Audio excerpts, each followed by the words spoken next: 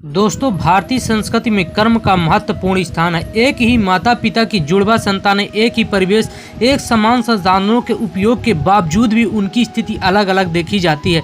एक स्वस्थ तो दूसरा बीमार होता है, एक सुंदर तो दूसरा कुरूप होता है, एक दयालु तो दूसरा क्रूर होता है। इन सब से स्पष्ट होता है कि इन सब के पीछे व्यक्ति के अपने अगले जन्म जन्मांतर के कर्म होते हैं। कर्म के कारण ही व्यक्ति अच्छा बनता है और कर्म के कारण ही बुरा। कर्म से ही मनुष्य अलग अलग योनियां पाकर सुख और दुख का अनुभव करता है। भारतीय दार्शनिक और आत्मा और शरीर के संयोग के बंधन तथा शरीर के वियोग का मोक्ष कहते हैं।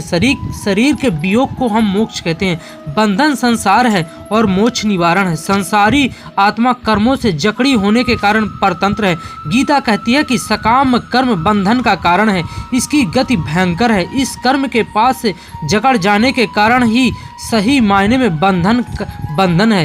कर्मवाद के सिद्धांतों के अनुसार जो प्राणी जैसा कर्म करता है उसका फल अवश्य भोगना पड़ता है। उपनिषदों से पता चलता है कि मनुष्य अपने कर्मों और आचरण से अपना भविष्य बनाता है। वह जैसा जैसा आचरण करता है वैसा वैसा फल पाता है। अच्छे कर्म अच्छा जन्म, बुरा कर्म बुरा जन्म। श्वेताश्वर उपनिषद से हमें पता चलता है कि शरीर रूपी वृक्ष पर ईश्वर जीव ये दोनों साथ रहने वाले दो भिन्न भिन्न पक्षी हैं। इसमें जीवात्मा रूपी एक पक्षी सुख दुख का अनुभव करता है, दूसरा कर्म फल को भोगता है, लेकिन दूसरा उस ईश्वर रूपी पक्षी कर्म फल का मात्र साक्षी होता है।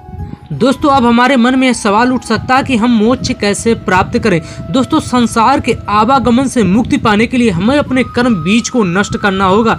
जिसने भी अपने कर्म बीज को नष्ट कर लिया उसको इस संसार से मुक्ति मिल जाती है। इस संसार में भ्रमण रुक जाता है। जिस प्रकार दंग बीजों से पुनः अंकुर होने की शक्ति नहीं होती, उसी प्रकार कर्म बीजों के नष्ट हो जाने पर उनमें भाव रूपी अंकुर उत्पन्न करने की शक्ति नहीं होती। जैन दर्शन से भी हमें पता चलता है कि जब कर्म बीज नष्ट हो जाते हैं तो आत्मा अपने शुद्ध स्वरूप में स्थित होकर लोकस में स्थित हो जाती है।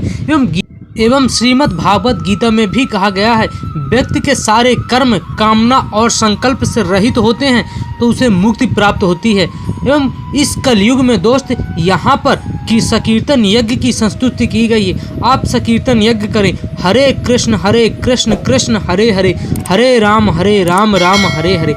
जय श्री कृष्ण दोस्तों।